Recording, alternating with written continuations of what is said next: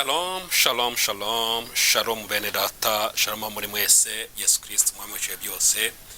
Nashimwe, tongeye gushima Imana kubwo n'umunsi mwiza, tongeye kugira tugiye mu kabazima, izina ry'Imana yacu ririhabwe icyubahiro. Uno munsi ku cyumweru tariki ya 29 ukwezi kwa gatanu umwaka wa 2022 muri Yesu Kristo ibihe byose umwami wacu w'ibihe bidashira. Tugiye mu kigano cyacu cya Yesu Kristo ibihe byose. Amina, haleluya. Nkuko mubizi tumaze iminsi tuganira ku bintu ya umuryango mugari, umuryango muzima Imana ibiduha ibihe byose uko tugomba kubaho, tugomba kugira. Amina, haleluya. N'ubuntu bw'Imana igitugirira kugira umuryango.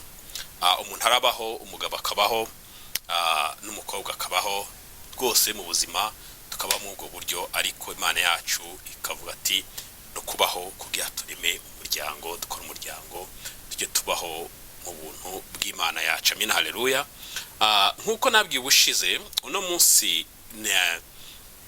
kigano gihari ni kigano cyihariye. Amina, ni kigano cyihariye tugiye kureba uburyo bw'umuryango, umuryango n'ibintu twita bya technology cyangwa se ikoranabuhanga, ukuntu bigenda bijyana bikora muri system imwe. Twumvishe ko ibintu byose doka abantu bajya bakora ibyo bita copy, bagira copyright ibintu Imana yapanze muri gahunda yayo k'ibintu bigomba gukoreka uko Imana ibishaka. Amina, haleluya. Niyo mpamvu uno munsi dufite icyo iganiro kiri special. Dushaka gusoma mu itangiriro tukareba uko umuntu yabayeho, ntabwo twabwira tujyayo ko ntiganira dushaka gukora ni debat dushaka imitekerezo, mwumve uko umuryango uko ugomba kubaho iyo tubayeho umuryango, ukuntu biba byiza, uko inzego zazikurikiranye kuri Imana yavuze umugabo, umugore, abana, ukuntu bijyanye n'ikoranabuhanga tugenderaho muri no minsi, urakuntu babikoze, ukuntu ari bigenda bijyanye. Amina, haleluya. Imana yacu itugire neza kandi Imana yacu ihabwe icyubahiro. Kuno munsi rero icyo kintu agiye tuganireho,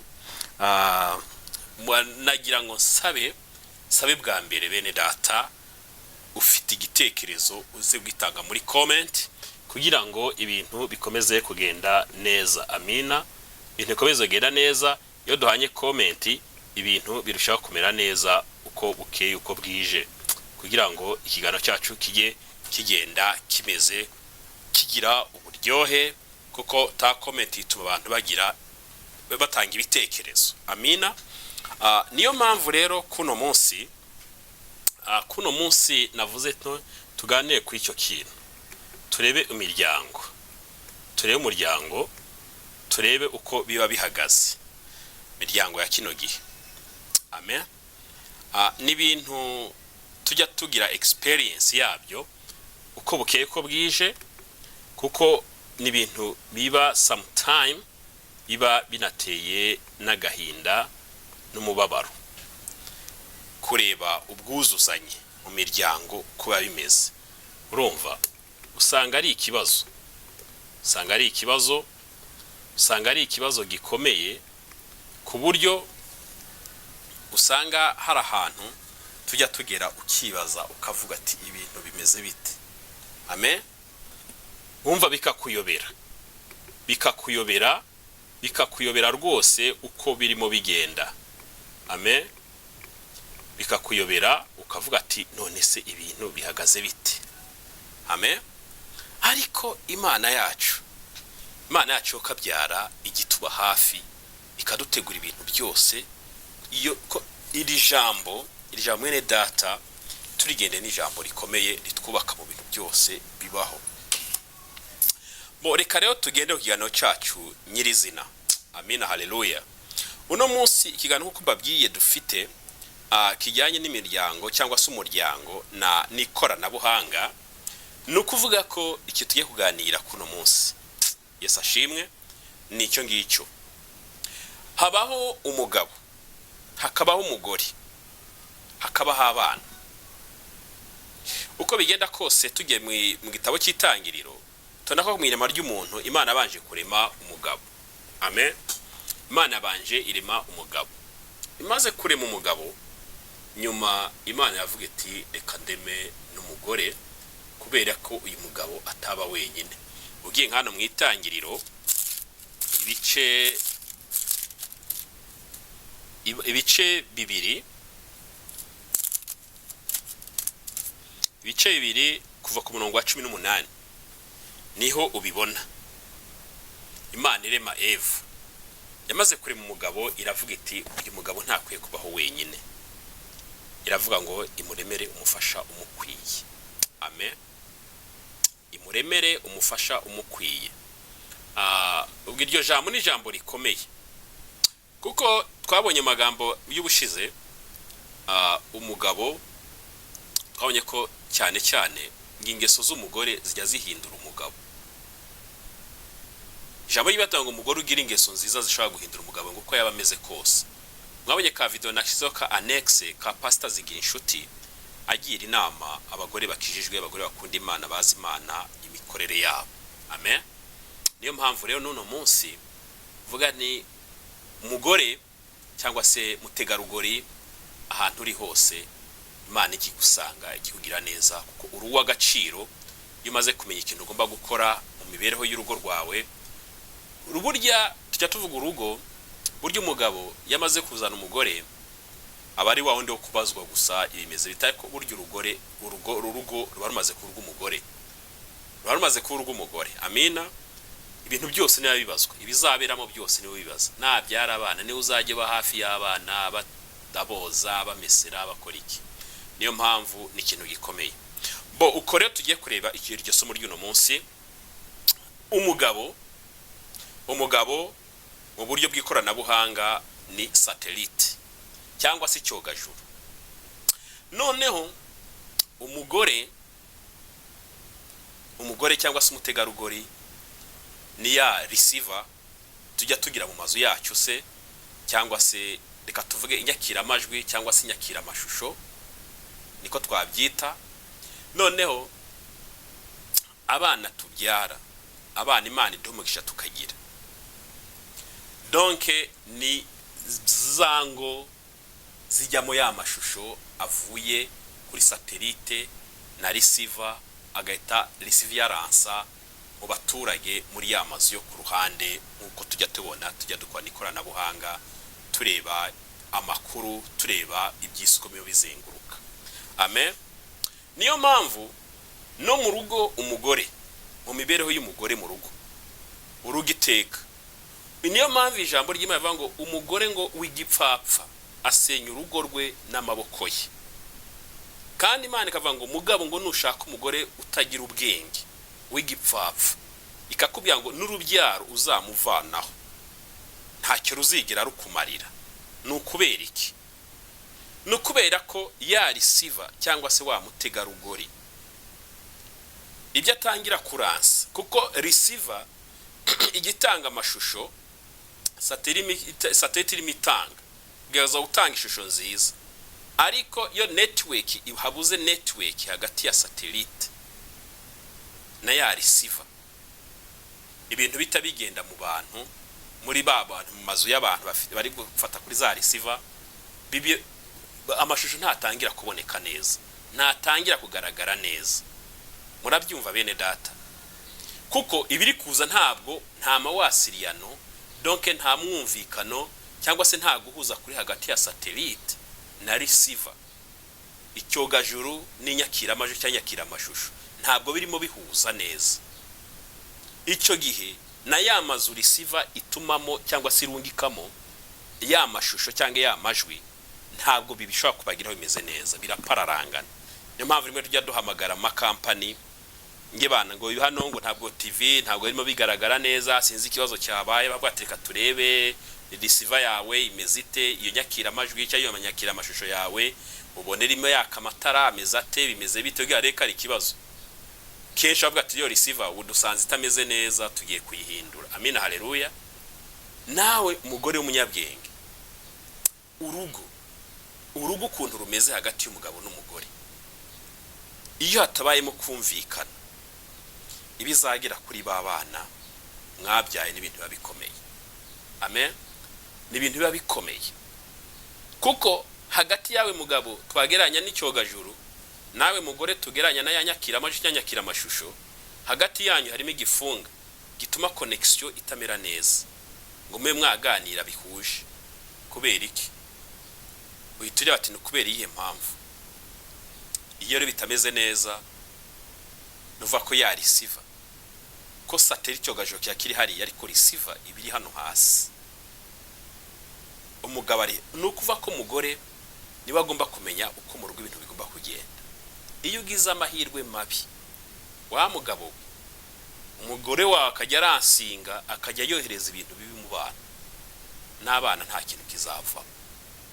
Urumva bene data, nuko umuryango cyangwa se imiryango ihuye n'ikoranabuhanga rya kino gihe ni ibintu biba bikomeye, ni ibintu biba bikomeye, ni ibintu biba bikomeye. Isi y'uno munsi cyangwa n'umunsi tugezeho ni ukuri ni ikibazo giteye ubwoba mu miryango. Umugabo arashobora kuba yagira ikibazo akanana n'umugore, umugore amunanije. Birahari percentage nyinshi usanga abagore mu bihugu by'abazungu byo bananiza abagabo cyane.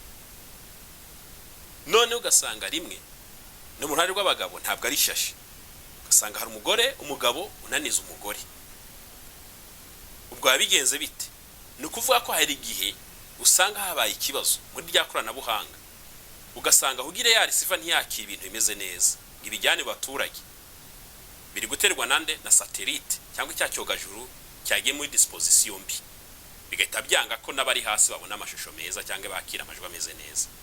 Niyo mpamvu n'umugabo yabaye mubi ku mugore nabyo byangiriza umugore, ntamenye icyo agomba guha abana. Amen, ntagomba kumenya icyo agomba guha abana. Ariko satellite nayo ibaye nziza, receiver ikaba mbi, n'aba bana bageraho ibintu bitari byo, uko bazango zakira amashusho atariyo. Niyo mpamvu bene data usanga ari ibintu bikomeye tukiye kwiga tukareba imibanire.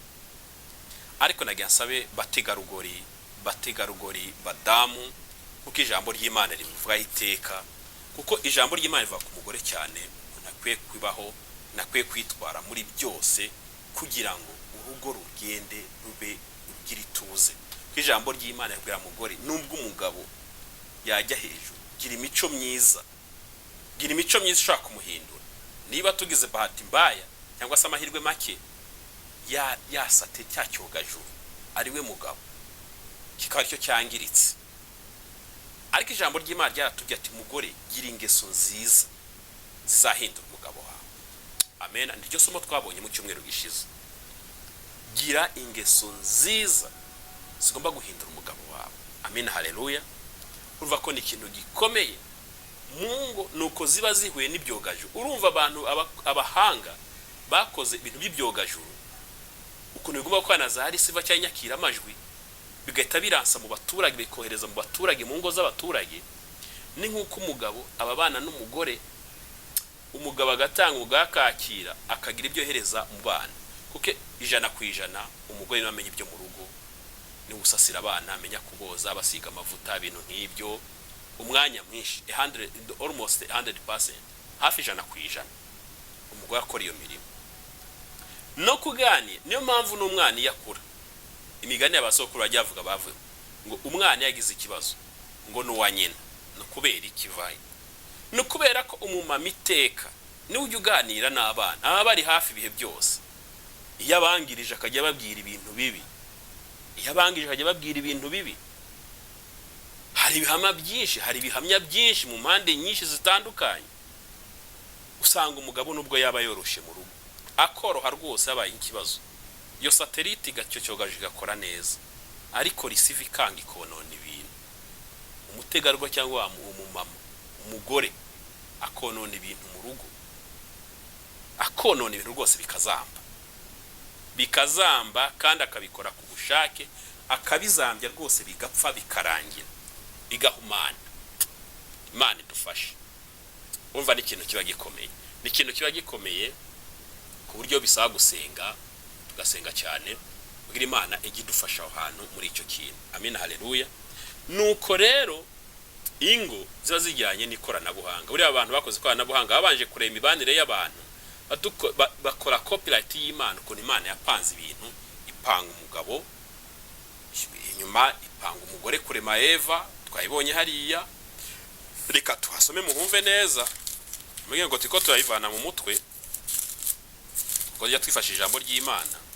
Hano mu itangiro 2 ku murongo wa 18 ngo Imana irema Eva, ngo kandi Uwiteka Imana iravuga iti si byiza ko uyu muntu aba wenyine. Uwo ninde? Ni Adamu. Reka muremere umufasha umukwiriye. Amen. Urumva Imana habanje, kuko n'aba bantu b'abahanga niyo mpamvu buri munsi bama barwana batuma ibyogajuru mu kirere, izo za satellite, kugira bakomeze kugira amawasirano, bakomeze kugirana donc imyumvikana hano ku isi ikomeze kugenda neza, communication ikomeze kugenda neza. Satellite zijya mu kirere buri munsi, kwaza ziha izo receiver ibintu bimeze neza, bigera ku baturage bimeze neza. Niyo mpamvu mugabo uko ameze kose, nagira uno munsi somo ry'uno munsi, umugabo uziko udasendinga, udatanga ibikwiriye kuri receiver, nawe ushaka ufite uruhare mu ibyo bintu. Amen. Ariko rwose ijambo ry'Imana ko rivuga uruhare runini ufite umutegarugori. Amen. Uruhare runini ufite umutegarugori kw'icyo kintu kugira ibintu bigende neza. Kuko niyo mpamvu ijambo ry'Imana ryavuze ngo umva ngo gira ingeso nziza, ngo nubwo risiva nuze saturate cyogaju cyangwa se uko twagira bimeze nk'umugabo ngatameze neza, gira ingeso nziza, umwereke ingeso nziza zizatuma zimuhindura ava ati ibintu bigeze reka mpindure. Amen, haleluya. Reka mpindure ingeso zawe zikaguma zimwereka, zigatuma ashobora guhinduka uko bigenda kose. Niyo mpamvu kara kantu umukozi w'Imana Pastor Nshuti yavuze ati bene data ba mama ujye mumenya, nta mumama ujye uvuga ngo umugabo yasinze. Oye, nubwo yaba ari umusinzi ameze gute, ntukajya ngo uvuga ngo umugabo wanjye yasinze cyangwa se ikigabo cyanjye cyasinze. Hari imvugo ziba zidahwitse, ziba ari ziteye isoni. Nkuko umugore ashagenda akavuga umugabo uko ashaka, imvugo uko ashaka rwose, amusebya kora iki, cyangwa se n'umugabo akagenda akamuvuga. Iyo ni amawasa nahitamira neza, babana yatabona ibintu bidakwiriye, kandi kenshi bazabihabwa na nyine, kuko niba bari kumwe nabo cyane. Amen. Ibyo dufite ingero nyinshi, yewe zo mu mpande nyinshi zitandukanye, ushaka kubyemeza 100%. Amen. Atababwira ati umva, mukozi Imana avuga ati umva, ntago bava umutware wanjye, kuko ijambo ry'Imana twararebye muri ibiri ngo nkuko ngo twese ngo turubyara ngo nkuko Sara bamama, ngo nkuko Sara yitaga umugabo we umutware, ngo namwe mumenye ko muri abo mu rubyaro rwe. Mukozi Imana avuga ngo ntago uvuga ngo umugabo yasinze, ahubwo uri koraganira n'abandi. Ijambo ry'Imana ngo umutware wanjye yahaze, kuko bwabwenge Imana yaduhaye uhitumenye icyo uvuze, umuntu ahitamenye icyo uvuze cyari cyo, utagiye kumutaranga. Mwibuke ko ijambo ry'Imana ryatubyibushize ngo nkuko Sara yubahaga umugabo we ngakamwita umutware. Abamama iteka mujye muba guharanira ubaha abagabo, ubaha umugabo wawe, ibintu bizagenda neza. Kandi ugira ingeso nziza kuri ijambo ryatubwiye nka risiva. Noneho abana ubyubaha ibintu bizima, Hari n'ingo zigira n'ibibazo, ugasanga ibibazo bibaye, ugasanga kirazira n'ijambo ry'Imana rirabibuza. Ugasanga umumama agiye yicaritsa abana, tangira akababwira ngo papa wanyu ibi. Ijambo ry'Imana rivuga ngo uri umubyeyi gito, kuko uwo mwana ibyanyu ntabyo azi. Ijambo ry'Imana rivuga ngo umwana ngo ni nk'umubindi uri mu busa.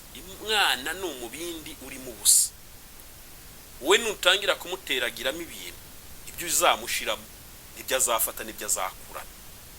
Amina, haleluya. Ikintu gikomeye, umumama mubyeyi, umumama mutegarugori, niba uzi ushaka gufata umwana ukajya kumbwira ibibazo ugira n'umugabo wawe, menye umubyeyi gito, niko ijambo ry'Imana rivuga. Umenye ko ari umubindi uri mu busa, ibyo uzamushiramo nibyo azafata, nibyo azakura afite mu mutwe, kandi bizaba ikibazo kuri wowe. Nawe wa mupapa we cyangwa se wa mudadi, niba naho hari ushaka gufata ukajya hari ukafata abana, umumama wawe ngingo umumama wanyu ngibiki, nawe uri umubyeyi gito, niko ijambo ry'Imana rivuga. Ibyo tugiye tubifite experience, tugiye dufite ubuhamya bwabyo mu mpande nyinshi zigiye zitandukanye, mu bihugu bitandukanye, hano muri Amerika, yewe muri Afurika, twagiye dusanga ibyo bibazo bihari. Misi tumaze mu misi ishize, twagiye tugenda tubona ibibazo bigiye bihari, kuko ngo ruri mu bajyacu mugani, ngo ruri mu hene, ngo nirwo ruri no mu ntama. Ahantu hose ibibazo biba bihari bimeze kimwe, ariko reka dusenge Imana idufashe bene data. Ariko abamama iteka ku ijambo ry'Imana ribavuga iteka, reka mu abanyabwenge umenye uko mugomba gutunga urugo rwanyu. Ijambo ry'Imana ryaratubwiye nuko umugabo wawe kose azaba ameze, uri umumama yubaha Imana, ngo mwereke ingeso nziza, ibintu bizahinduka. Ingeso zawe nziza zizamuhinduka. Imana idufashe. Nacyo kandi ndashaka ko tuganiraho no munsi kerekeranye muri make, ntabwo twava mu buryo burambuye cyane ko umwanya nimba waba munini, ariko nuko yamo twumve ko uko tugenda n'ibindi n'abahanga niko bagenda muri system Imana yarimo. Wumve ko umugabo ari nk'icyogajuru kiri mu kirere kigomba gutanga ibintu, noneho umugore ari receiver, nyakira amajwi cyangwa nyakira amashusho igomba gutanga mu bana. Nafata amashusho meza agatanga amashusho mabi, azaba ari ikibazo. Imana idufashe tugire neza. Niyo mpamvu network hagati y'umugabo n'umugore bibaye bibi, mu bana biba bibi. Niyo mpamvu Imana yavuze ngo mugore ubaha umugabo wawe, umugandukire muri byose. Amina, haleluya. None tuvate nawe mugabo numara kugandukirwa n'umugore wawe akakubaha muri byose, uhita umukunda ubuziraherezo. Imana ishandi kutegeko ngo kandi bana, namwe mwubaha iki? Mwubaha ababyeyi banyu. Itisoza ivuga ngo babyeyi kandi mukajye mubwira abana amagambo akarishi, ku bantu ko n'abana bato, ni inzambya ziri mu bushi, ziri mu busa, ni nk'umubindi uri mu busa. Amina. Uko ushaka gutangira kubateramo ibintu bigatakura ari byo bibari. Imana idumugisha, Imana ibahumugisha, twese dumugisha hamwe. Ndumva mu magambo make, ntabwo twajyamo birambuye ko ikiganiro cyacu twadushaka ko kiba kigufi, no kugira ngo duhane ibitekerezo mu mibereho yacu, mu miryango, uko biba bihagaze. Amina. Ubwo rero ikiganiro cy'uno munsi kandi ni nacyo gisoza ukwezi kwa gatanu, icyo nashatse kutuganiraho. Maze iminsi mfite challenge nyinshi ku bantu bakozi dukora nabo tuganira, bajyambaza ijambo ry'Imana. Dufite byinshi bagiye bambaza, nzajya ngerageza kubitegura amasomo, kuko Imana ibidushoboje duke rwose, ntabwo turabahanga babyo, ariko duke Imana idushoboje zatujya tudusangire, tugaduhana ibitekerezo, nawe gira icyo wakongeraho. Nicyo cyabyiza ati iri jambo nanjye mfite icyo nakongeraho, haba muri comment byadufasha kugira ngo tubone ko tujya tuganira ku by'ijambo ry'Imana. Imana irabitwemera rwose ko tujya duhugurana mu ijambo ryayo. Amina. Icyo kintu Imana yakitwemera, ntabwo ngo nitugeka turabahanga muri ibyo, kuko nta muhanga w'ibyayo, ariko ngo guhugurana duteranye tuganira, Imana irabitwemerera. Ibyo rwose turabyemerewe. Imana ibamugisha, kandi Yesu Kristo bihe byose akomeza abe namwe ko bukiye kubwisha. Ubwo ntabwo cyumwero gitaha. Shalom, shalom. Imana ibamugisha aho muri mwese n'imiryango yanyu. Imana ibamugisha mu mirimo yanyu. Imana ibamugisha aho mukora hose. Imana igihategura tujye tuzenguka n'amaraso ya Kristo byose ko bwije ko ne murinzi wacu. Shalom, shalom.